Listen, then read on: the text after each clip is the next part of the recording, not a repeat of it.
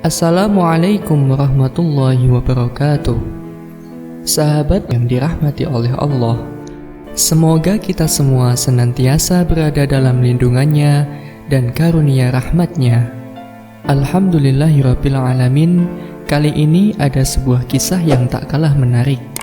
Semoga kisah ini dapat menguatkan hati Anda serta menjadi iktibar bagi kita semua, dan tentunya semoga bermanfaat.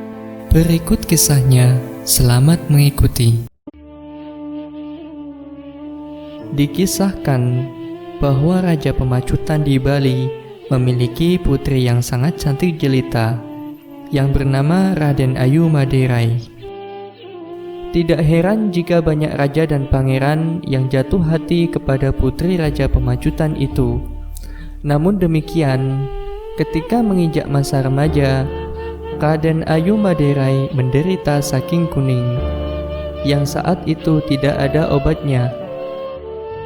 Sudah banyak tabib dan dukun yang diundang oleh raja untuk mengobati putrinya, tetapi penyakit putrinya tidak kunjung sembuh.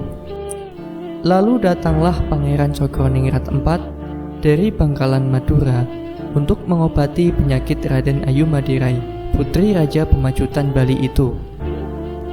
Atas ridha Allah Subhanahu wa Ta'ala, Pangeran Cokroningrat IV yang muslim itu berhasil menyembuhkan penyakit Raden Ayu Maderai.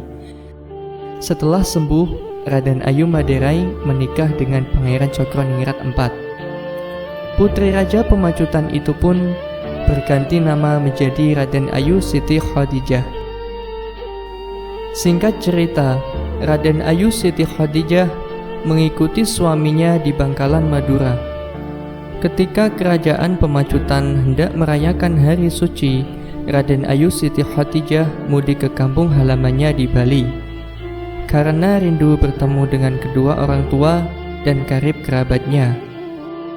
Ketika maghrib tiba, Raden Ayu Siti Khadijah pergi ke tempat peribadatan di area kerajaan Pemacutan untuk mengerjakan sholat maghrib.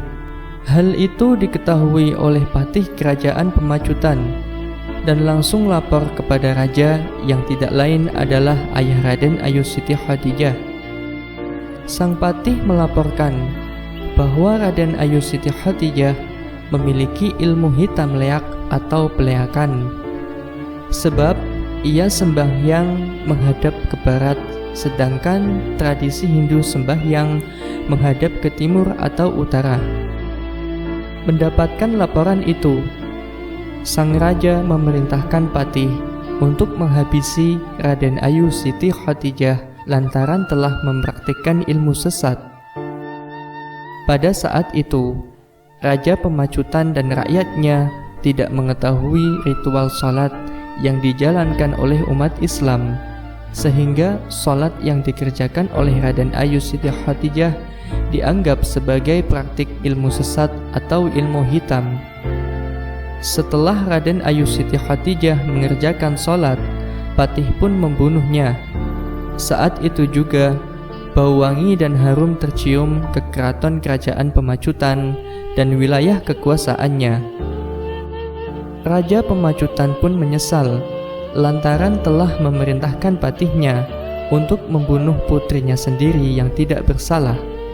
Raja sangat menyesal karena tidak mencari tahu terlebih dahulu tentang ritual yang dilakukan oleh putrinya yang ternyata adalah ritual sholat dalam ajaran Islam.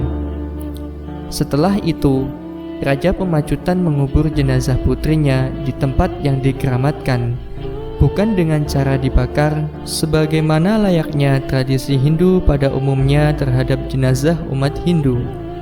Aneh bin ajaib, setelah jenazah Raden Ayu Siti Khadijah dimakamkan, tiba-tiba tumbuhlah sebatang pohon setinggi 1,5 meter di atas pemakaman Raden Ayu Siti Khadijah.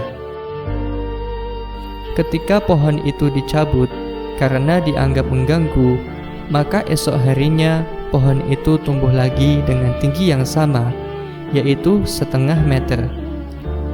Lalu pohon itu pun dicabut lagi dan esok harinya tumbuh lagi dengan ketinggian yang sama. Setelah pohon itu dicabut sebanyak 3 kali, maka selanjutnya pohon itu dibiarkan tumbuh. Konon katanya, pohon itu diyakini berasal dari rambut Raden Ayu Siti Khadijah yang sudah menjadi muslimah yang sangat taat itu. Hingga saat ini, makam Raden Ayu Siti Khadijah sering diziarahi oleh umat Islam dari Bali dan luar Bali. Bahkan, banyak orang Hindu dan umat agama lainnya yang berziarah ke makam Raden Ayu Siti Khadijah. Sekian kisah yang dapat saya sampaikan. Semoga bisa bermanfaat bagi kita semua. Wallahu a'lam bishawab. Terima kasih. Wassalamualaikum warahmatullahi wabarakatuh.